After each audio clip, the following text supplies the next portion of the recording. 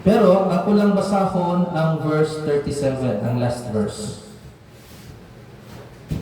Ingon rin, now I, Nebuchadnezzar, praise and extol and honor the King of heaven. For all his works are right and his ways are just. And those who walk in pride is able to humble. Naray duha ka klase ng mga tao diri sa kalibutan. Katong mga nagpaubos sa ilang kagalingon sa tubangan sa Dios, o katong mga gipakaubos sa Dios. Ang atong kultura nagasaulog sa ginatawag o self-promotion.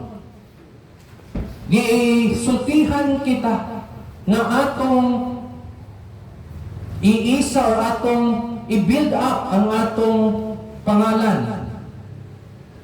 Atong ipurso ang kaugalingon nato nga himaya. O gipatuo kita sa atong kultura nga ang atong kalampusan bunga sa atong mga pagpaninguha. Pero lain ang gisulti sa Biblia. Tanan nga abilidad na anaa kanato, tanan nga oportunidad na atong nadawat, tanan nga mga accomplishment na naangkon nato ug tanan nga gininhawan nato gikan kana sa Dios.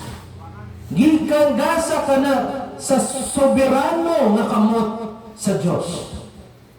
Now, sa panahon nga nagsugod na kita sa pag-angkon sa himaya sa atong kaugalingon, gibutang nato sa peligro ang atong kaugalingon. Gibutang nato sa peligroso nga lugar ang atong kaugalingon. Dire nato makita si Haring Nebuchadnezzar. Kapila na gyud giwarningan sa Dios si Haring Nebuchadnezzar pinaagi sa dambo. O matinumadon o matinudanon gayod nagihubad ni Daniel ang dambo sa hari o grabe ang gugma ni Daniel sa iya nga hari nga iya kining giawhag nga maghinulsol. Dayon naghulat ang Dios. Dili inadlaw, dili simana, kundi 12 kabulan, 12 months, usa ka tuig. Kada adlaw sa kinabuhi ni Haring Nebuchadnezzar, oportunidad kadto nga ipaiubos niya ang iyang kaugalingon sa atubangan sa Ginoo. Pero instead na maghinunso siya, nagtindog si Haring Nebuchadnezzar sa lain man ang atog sa una, no? Lapa to, pwede patungan. Nagtindog sa bubaw sa atok, si Haring Nebuchadnezzar sa iyang palasyo, o gi-admire niya ang gaho, ang kadakoon sa Babylonia, o iyang giangkon ang himaya para sa iyang kaugalingon. O anak nga panahon, mga igsuon, anak nga takna na usab ang tanan. Usa ka hari nga abi niya siya na ang nagdumala sa tibuok kalibutan na diskubrihan niya nga aduna may mas dako nga hari kaysa sa iya. Na diskubrihan niya nga adunay hari sa langit. Ang Diyos nga naghatag sa iya sa gingharian, pwede po na ning kwaon gikan sa iyahan.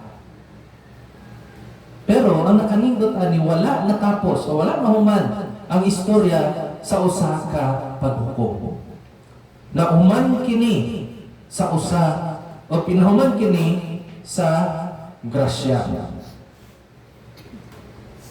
Ang Diyos na magpaubos sa usa ka mapasigarbuhon nga tao, mauusab ang Diyos ang moristor, magpabalik sa mga tao nga nagpaubos sa ilang kaugalingon. O mauna ang kamatuoran ni nga passage, mga igsuon. God humbles those who exalt themselves, but graciously restores those who humble themselves and acknowledge His absolute sovereignty. Mga igsoon, sa pag-study nato sa Daniel chapter 4, verse 28 to 37, tulo ka kamatuoran, or makita nato kining nga kamatuoran na akong nabasa sa inyo, pinaagi sa tulo ka paglihok, or three movements. Number 1, from verses 28 to 30, pride forgets the giver. So nagsugod sa pride, sa garbo. Ang garbo kuno, makalimtan niya ang naghatag. Makalimtan sa garbo ang naghatag. Ikadua, God humbles the proud. So kay kung nakalimtan, i-humble, pagka nakipapo siya sa Diyos. And ikatulo, true restoration begins with worship. Kung ipakaubos niya ang tao, and kung mag-repent ang tao, ipakaubos niya, kung magsimba, dira ang ginatawag na restoration. And makita nato niya, mga igsoon, nga dili lang si Haring Nebukadnezar ang makita nato nining nga passage, kundi si Kristo Jesus mismo. Gipakataas ni Nebukadnezar ang iyang kaugalingon, pero gipakamubo siya sa Diyos. Lain si Kristo, gipakamubo niya ang kaugalingon, giisa siya sa Diyos. O pinaagi kaniya, katong mga masigarbohan nga mga makasasala, pwedeng mapasaylo, pwedeng mabalik, o pwede na malipay siya sa pag-ilawom, sa paghari. So, walay katapusang paghari ni Kristo Jesus. So, atong tanaw ng unang kamatuoran, o unang paglihok sa kamatuoran. Una, pride forgets the giver. Tanawan ninyo mga igsoon. Akong ibalik ang akong gisulti last time. Pwedeng patyon ni Kristo, pwedeng patyon sa Diyos si Nebukadnezar tungod sa iyang garbo. Wala gipatay sa Diyos. Pwede unta. Gipadangbog, giwarningan sa Diyos si Nebukadnezar. And then, ang nakanindot pa mauni. Pag umana ng adanggo, naghulat ang Diyos og 12 ka bulan. Sa time na wala nagrepent si Haring Nebukadnezar, pwede nagyod siyang patyon sa Diyos. O ang nakanindot pa, bisang patyon sa Diyos si Haring Nebukadnezar, magpabilin siya gihapon na Diyos. Walay mawagta, walay marusab. Sa ilang kinaiya, walay marusab. Mga igsoon ang paghulat sa Diyos. Kay Haring Nebukadnezar, dili kahuyangon sa Diyos. Dili ka na kahuyangon. Kaluoy ka na. Kaluoy. Kada pagsidlak daw, sunrise, kada pagsidlak sa adlaw, oportunidad ka na, higayon ka na, nagihatag sa Diyos ka na to, para sa paghinulsol. Kada adlaw nagaingon ang Diyos, balik ka nako, balik ka nako. Pero naay mga tao, si Haring Nebukadnezar, especially si Haring Nebukadnezar, instead na mulok mo siya sa Diyos, ninsaka, hinoon sa babaw, sa atop, sa iyang palasyo, o nagtanaw sa tibuok Babylonia.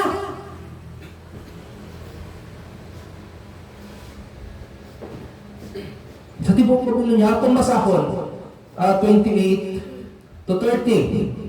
All this came upon King Nebuchadnezzar at the end of the 12 months. He was walking on the roof of the royal palace of Babylon. And the king answered and said, "Is not this the great Babylon which I have built by my mighty power as a royal residence and the glory of my majesty?" While, kita ninyo?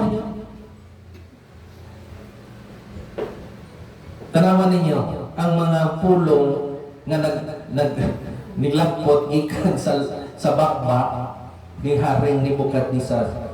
I have built by my mighty power for the glory of my majesty. Moni ang gagmay lang ni nga mga letra, gagmay lang ni nga mga pulong, o sa gani usara ka pulong, pero dako ni nga problema. ay may. Dako ni nga problema mga igsuon. Puno sa Babylonia ang iyang mga mata. Pero walay Diyos na sulod.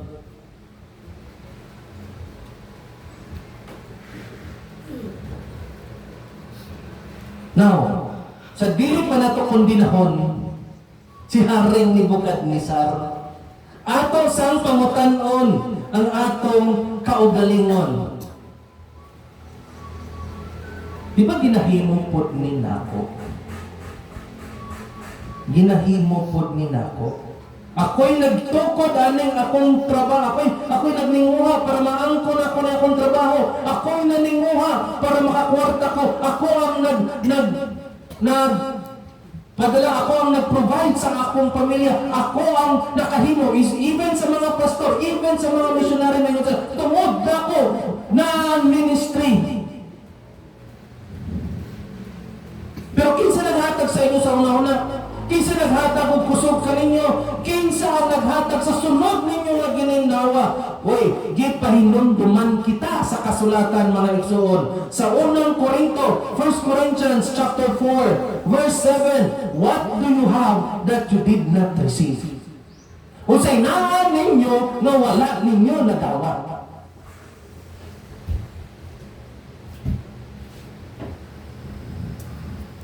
Mga igsuon, ang garbo dili lang tanawon, taas ang pagtanaw sa kaugalingon. Muning delikado sa garbo mga igsuon. Usbo na ko, ang garbo dili lang taas ang pagtanaw sa kaugalingon. Kabalo mo sa punang garbo, makalimtan niya kung kinsa ang naghatag sa imo sa tanan. Mas nga mosulod na ang garbo. And then, once nga nakalimtan na nato kung kinsa ang naghatag aning tanan, ang puno na dayon sa garbo ang himaya.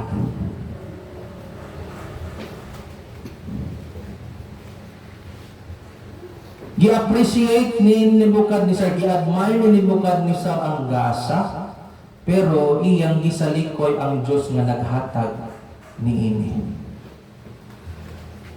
Pero naay good news mga igsuon.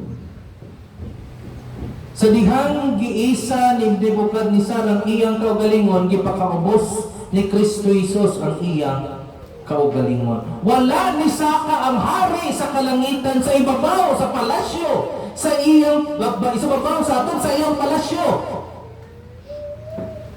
para ipanghambog ang iyang himaya. Wala, ninaog siya diri sa kalibutan ug lain ang gisakaan niya. O sa gisakaan niya ang krus. Dili palasyo, krus. Para luwason niya ang mga makasasala. Gipakaubos o tungod na gipakaubos ni Kristo Jesus ang iyang kaugalingon, giisa hinuon siya sa Diyos. Muna mga igsuon, gitawag kita sa maayong balita para dili nato tanaw natong kaugalingon na tako o inuon simbaho nato ang nagluwas ka nato, simbaho nato katong persona, katong nagluwas ka nato o katong angayan gayud nga himayaon. So ang pangutana, dili nga successful ba ka? Malampuson ba ka?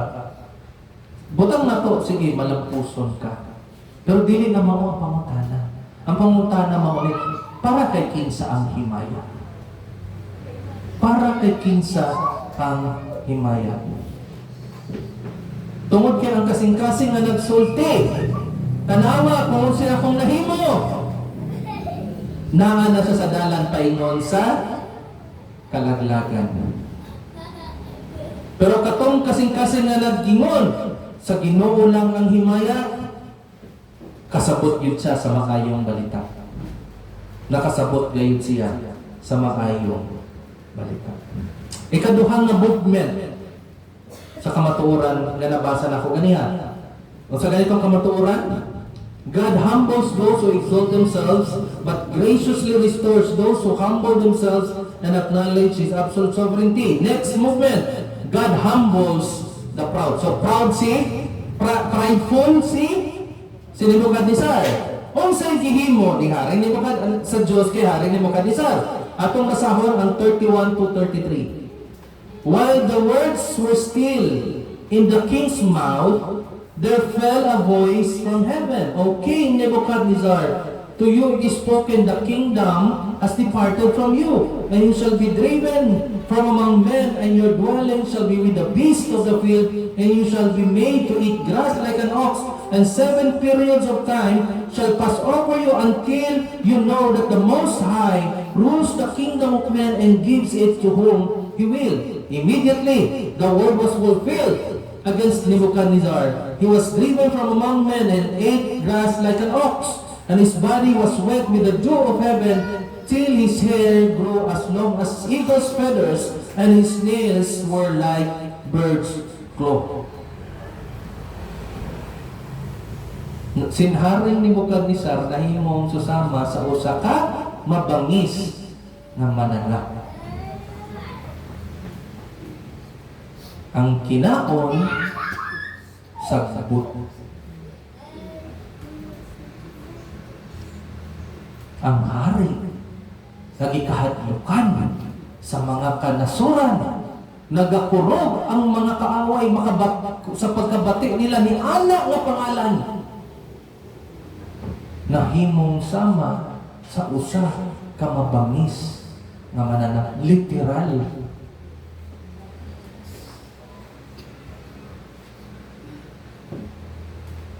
Na i-term ta direct sa nitabo kay hari ni Nebukadnezar.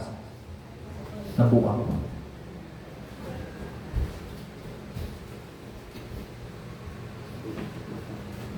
Pero kung naamoy na notice, wala dili lang diha ang amazing dire. Di ba kay istorya si Haring Nebukadnezar? Kay istorya si Haring Nebukadnezar, balik kita sa verse 31. While the words were still in the king's mouth. Wala pa siya nakahumag istorya, nakabati na dayon siya, tingog.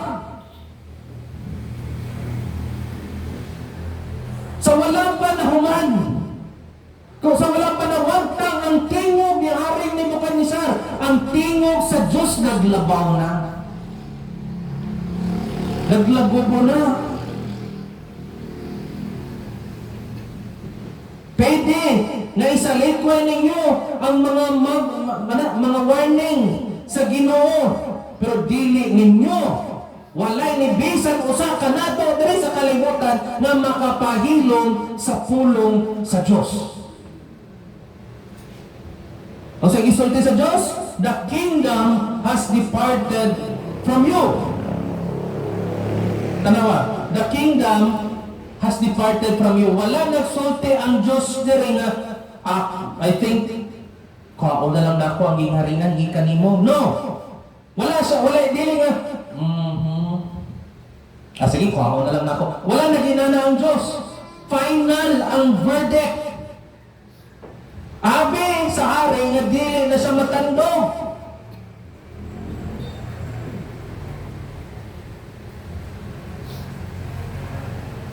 Huwag ka na nga hari, nga abi dili siya matandog, nadiskubrihan niya nga ang iyang korona nagalingkod sa gihulaman rapod nga ulo.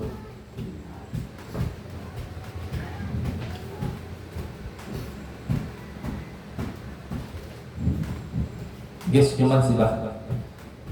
Gihatag sa Diyos ang gingharian, ikuha sa Diyos ang gingharian. Then dire na ang humiliation. Ang usa ka tawo nga nagkinabuhi murag sa Dios nahimo ni noong mabangis nga, nagkinabuhi na noon sama sa usa ka mabangis nga mananap nga naman tungod kay every time nga dili niya i-refuse niya nga acknowledge ang Diyos na naghimo kaniya, nagasuko na siya makinabuhi sa dignidad na gibulang rapod niya.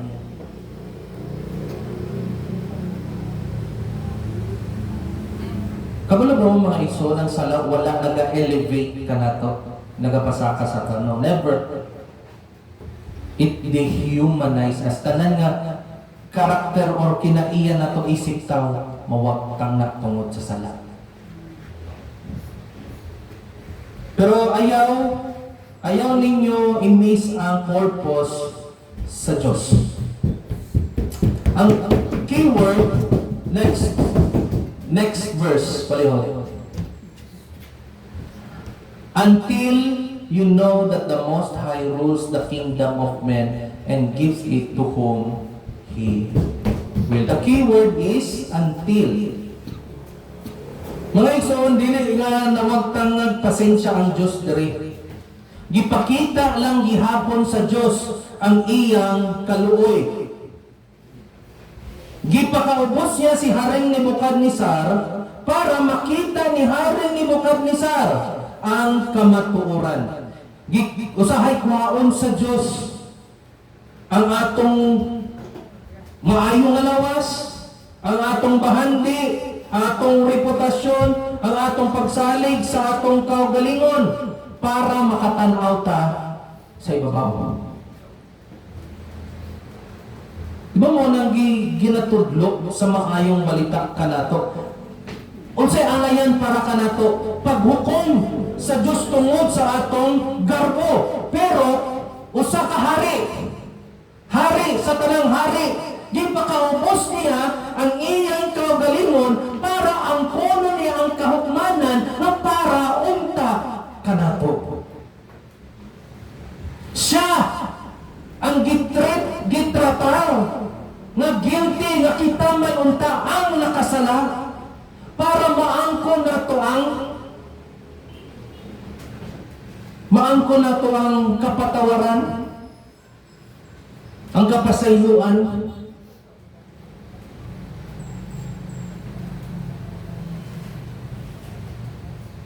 Unsaon ninyo pag-adto sa langit? Unsaon ninyo pag-adto sa langit? Ayaw mong sapa. Ayaw ipataas ang inyong kaugalingon. Ipakaubos ang inyong kaugalingon sa tubangan sa hari.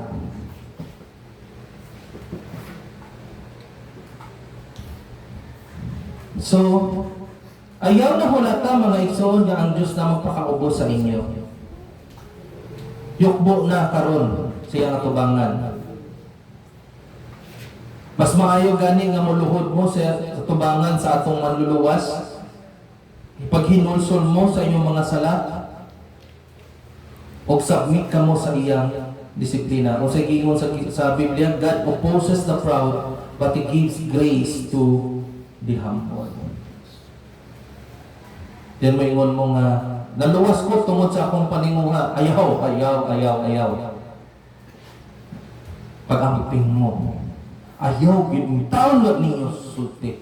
Ayaw yung taon ninyo, una-una. Bisan una-una na lang. Ayaw isulti nga matungo sa langit tungod sa inyong paninguha. Mo'ning isulti ni Nebukadnezar nga maabot niya na ang langit. Tungod na sa iyang kaugalingon. O sa mo sa Diyos sa iya, ha? Gipakaubos siya. Ay soon, nindot kayo ni nga oportunidad sa inyo. Dili ninyo kaya. Ayaw isaka inyo kaugalingon. Ipakaubos Hinoon sa tubangan sa manluluwas. Ikatulong nga movement. True restoration begins with worship. 34 to 37.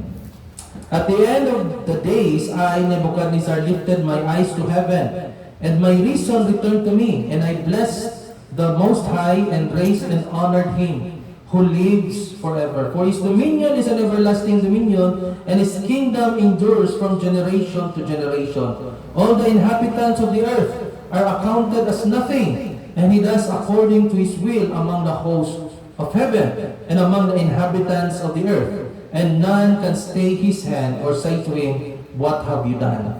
At the same time, my reason returned to me, and for the glory of my kingdom, my majesty, and splendor returned to me. My counselors and my Lord sought me, and was established in my kingdom, and still more greatness was added to me. Now I, Nebuchadnezzar, praise and extol and honor the King of heaven, for all his works are right, and his ways are just, and those who walk in pride, he is able to humble.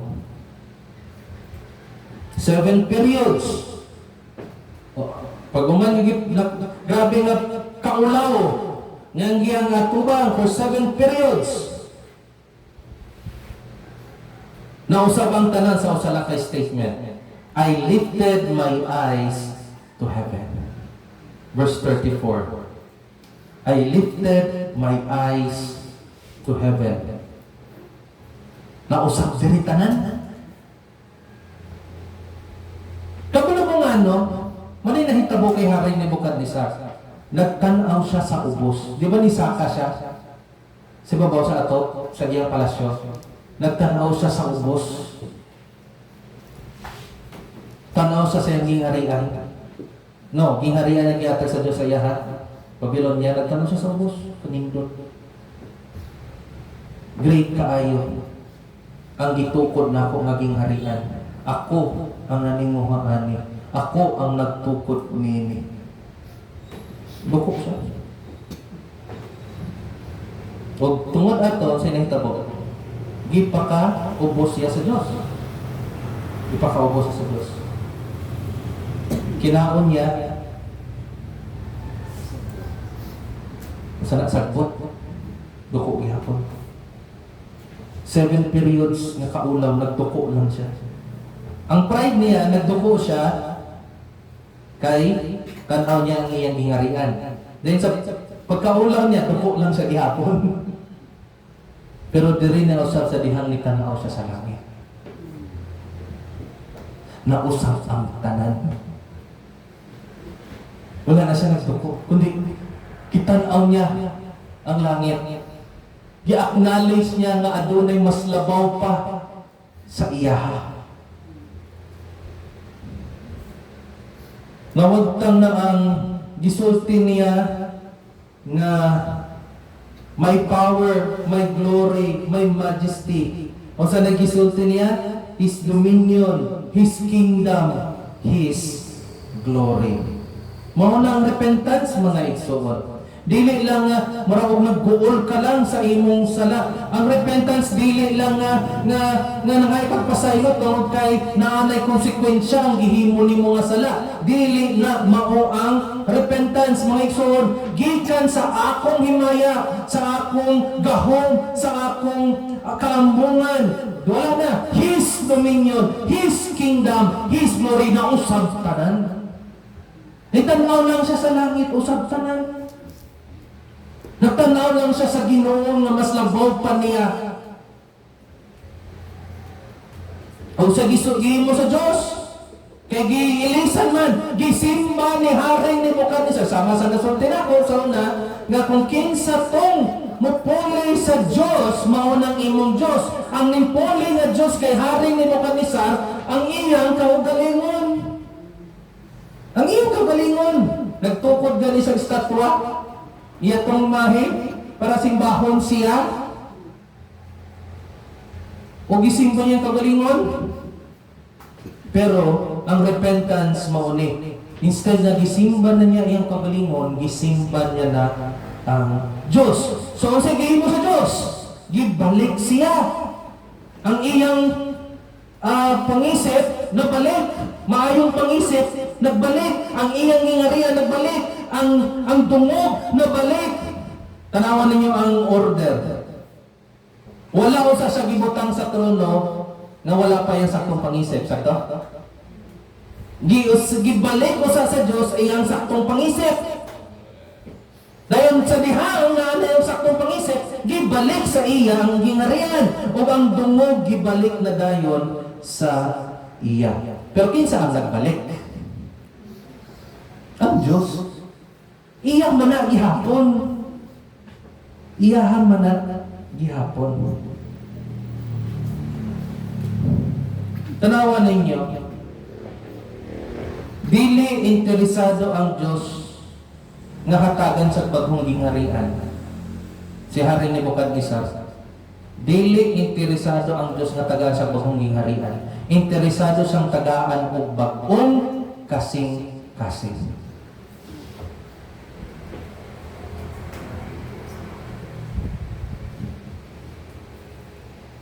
Mauna ang maayong balita. Tagaan putta ug bag-ong kasing-kasing. Dili, mga igsoon, ang Kristyanidad, dili ni siyang kumusunod ka sa Ginoo, magnindot imong kinabuhi. Kung kumusunod ka kay Kristo Jesus, madato ka. Maghayahay ang imong kinabuhi. Matagaan kag maayong lawas. Dili inana ang Kristyanidad, mga igsoon. Kabalo mo sa ang Kristyanidad, tagaan ka og bag-ong kasing-kasing. Mauna ang being born again. Mauna ang regeneration. Tagaan ka o bag-ong kasing-kasing. Mauna ang gihimo sa Diyos kay Hari Nebukadnezar. So, ang ending karon unsa man? Ang ending, verse 37. Now I, Nebuchadnezzar, praise and extol and honor the King of heaven. Ang usa ka tawo nagikuha giangkon niya ang himaya na para lang sa Dios, gihatag niya sa Dios tanan, iyahaday ko tanan. Ang giangkon na himaya balik sa Dios tanan. Kaya mo na sa Dios man na. Mga igsoon, mauni ang tumong sa kaluwasan. Dili nga, makita ta sa mga tao, moingon sila, nga hala kamaayo niya nga tao. Dili inana ang atong tumong. Isip mga Kristohanon, isip mga linuwa sa Diyos, ang atong tumong, makita nila na maayo, gidi ay, nga manluluwas si Kristo Jesus. Dili kita, siya ang mahimaya. Dili kita makapaubo sa tao. Si Kristo Jesus, ang Diyos, lamang makapaubo sa tao. Siya lamang makapausab sa tao. Siya lamang makapabalik sa tao sa iyang kaugaling, sa kaugalingon sa Diyos. Sa iyang presensya. Pinaagi lamang sa gahom sa Diyos, mapayo po ang tao. Manay nindot mo iso, nanong mabaw down man ta, kundi pa pabaw down sa Ginoo. Tungod kay usbon sa Dios ang atong kasing-kasing. Para makita nato ang iyang himaya, ang iyang grasya. Mga igsoon, sa pagtapos nato atong hunumduman nga ang Daniel chapter 4 dili ni about kay King Nebuchadnezzar. About ni siya sa hari sa langit. Nagsugod ang chapter sa usa ka mas pasigarbuhon nga hari na nagtuo siya nga iya tanan siya ang nagdumala sa tibuok kalibutan o gipakaubos siya sa Dios ug iyang gikumpisal na ang Dios lang ang nagahari sa walay katapusan. Basin parehas kita kay Hari Nebukadnezar. Na ay tendency nga ang tanan nga gasa sa Dios ang kuno nato nga atoa nga tungod sa atong paninguha, tungod sa atong abilidad, tungod sa atong kaalam. Kung inana kita mga igsuon, kaawa man pod sa tubangan ni Kristo Jesus nga hari sa tanang hari, siya ang naghimo sa langit ug sa yuta, pero iyang ipakaubos ang iyang kaugalingon. Pero nindot ni siya mga igsoon at unay lain na po nga hari sa story. Dili si Hari Nebukadnezar, si Kristo Jesus. Kung si Hari Nebukadnezar iyang giisa ang kaugalingon, gipakaubos ni Kristo Jesus ang iyang kaugalingon. Ibisan pa man siya walay katapusang anak sa Dios, nagsulod siya sa tawhanong unod, nagkinabuhi sa kinabuhi nga dili nato magkinabuhi o namatay sa sa kamatayon nga kitaon ta angayang mamatay. Dito sa cross, iyang ipasaan ang paghukom. Nga angayan unta sa mga masigarbuhon ng mga makasasala. And pinaagi sa iyang pagkabanhaw. Nag-offer siya og kapasayloan, pasiguli, o kinabuhing walay katapusan. Katong naghinulsol o nagtuo, nagsalig kaniya. Mga igsoon, kini nga passage, wala lang tagitawag o giawhag nga dili na kita magpakitas o. No, dili lang na mao. Gitawag kita para moyukbo sa hari sa mga hari. Mauni mga igsoon. Tanan nga mga gingarian mapakyas, malaglag.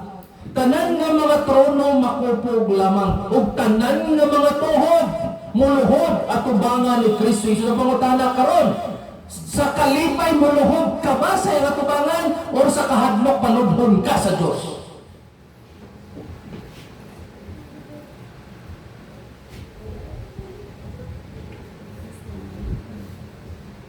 Katong na anak kay Kristo Jesus kaning nga passage nagapainumdum ka na to tanan nga panalangin, tanan nga kalampusan, tanan nga ministry ug tanan nga gininhawa nato gigasa kanagikan sa sovereign grace sa Dios. Therefore, isalikoy nato ang paghimaya sa atong kaugalingon o sa pagkakaroon akong gihawad ko kamo nga maparehas kamo kay Haring Nebukadnezar nga nagsulti, I praise and extol and honor the King of heaven, for all his works are right and his ways are just.